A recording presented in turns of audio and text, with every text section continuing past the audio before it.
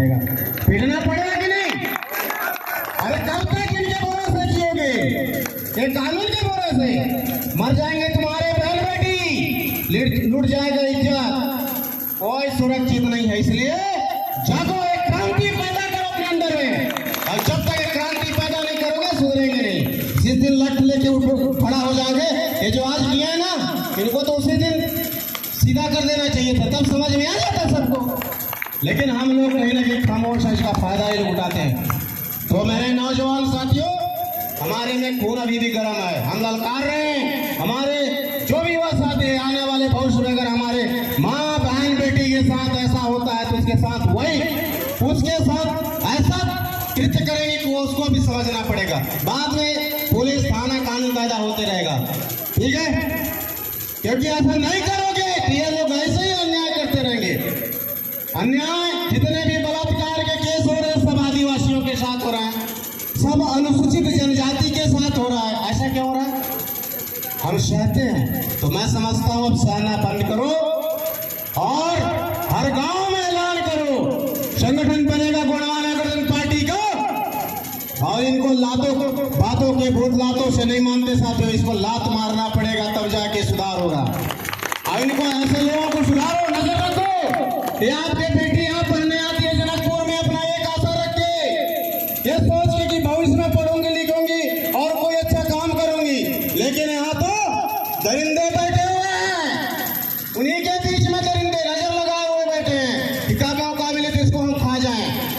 और यही कर्म हो रहा है यहाँ पर। इसलिए जनकपुर के इस धरती में जो भी भाई अमानवीय कृत्य को सपोर्ट करता है वो हमारे से दूर चले जाएगा, और जो मानवता को समझता है गोंडवाना के साथ कदम से कदम मिला के चलेगा। और आने वाले फिर से इस टांग भगार के दर फिर से गोंडवाना आंदोलन आगाज करेगा, और आने वाले समय में गोंडवाना पुनः जो है एक क्रांति को ललकार रहा है कि तुम बैठोगे देश शोषण करता, फिर से तुम्हारा शोषण करेगा। इसलिए शांत बैठने से काम नहीं चलने वाला।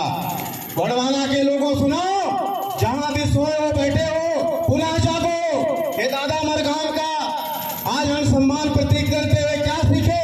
उनके जीवन में हम नहीं सीखा, उन्होंने जो सिखाया हमको शेर जैसा रहने के लिए, ऐसा काम करने के लिए, ऐसा ये जो आज मंच दिया जिसके माध्यम से हम अपनी आवाज को बुलंद कर सकते हैं, शासन और प्रशासन की इस बात को बता सकते हैं। तो ये शासन और प्रशासन हमको ये ना समझे कि हम शांत हो गए हैं। साथियों, आज का ये सभा जो है, इस बात को, इस धरती को, इस चांग माता की इस धरती को, यहाँ से हमें क्रांति का आंदोलन को आगाज करने के लिए आए हुए हैं। अगर यह न्याय सही समय पर और नहीं मिला तो समझ लीजिए कि आने वाले समय में हम आप सबको, तमाम जो है इस क्षेत्र के जो लोग हैं, गरीब, किसान, मजदूर, सबके बच्चे जो यहाँ पढ़ने आते हैं, किसी के बच्चे सुरक्षित नहीं है, किसी की बेटी सुरक्षित नहीं है। इसलिए आपको आपके हक में लड़ने वाला अगर कोई संगठन है तो गोंडवाना गठबंधन पार्टी है, गोंडवाना के लोग हैं। कोई कांग्रेसी अभी तक आवाज नहीं उठाया, मर गए लोग। कोई भारतीय जनता पार्टी का बोलने का हिम्मत नहीं। विधायक मात्र शक्ति है रेणुका सिंह जी, एक शब्द नहीं बोल पा रही हैं। उनकी समाज की बेटी के साथ ऐसा होता है, करने वाले बुलंद हैं लेकिन एक आवाज नहीं बोल पाती। साथियों, हम यही कहना चाहेंगे कि ऐसे गुलामों का जरूरत नहीं है।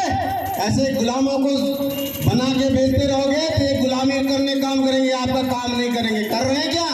अरे उसको बोलना चाहिए, बोली क्या?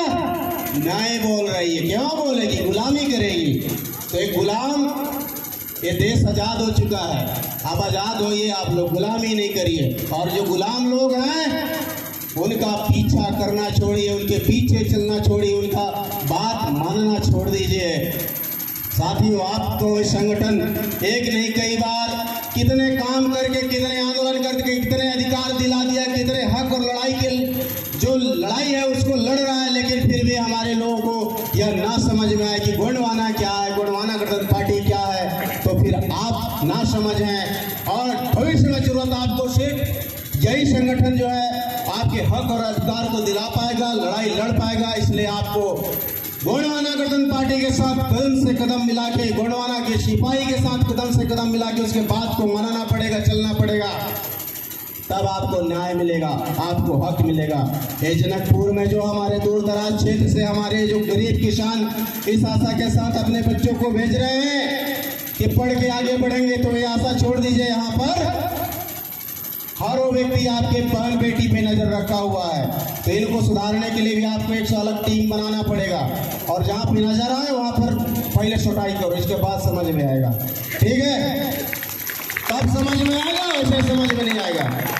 तो साथियों, क्योंकि वक्ताओं का बहुत सारा लाइन है, तमाम साथी आए आज के इस विरोध प्रदर्शन में विरोध करने के लिए, इस क्रांति को आगे बढ़ाने के लिए कि ये सिर्फ आज का घटना नहीं है, ये सदियों से चले आ रहा घटना है। ना जाने कितने बहन बेटी के साथ ऐसा होता है, बहुत दबा दिए जाते हैं, ये भी दबाने का काम किए रहे होंगे, लेकिन शायद ये मंच तक आ गया है, आवाज और बुलंद हो रहा है, नहीं तो इसको कितनों ने प्रयास किया होगा। ऐसा भी है, ऐसा नहीं है कि यह नहीं होता, तो बहुत कुछ है। तो मैं इतने ही अपने बात को रखूंगा। धन्यवाद।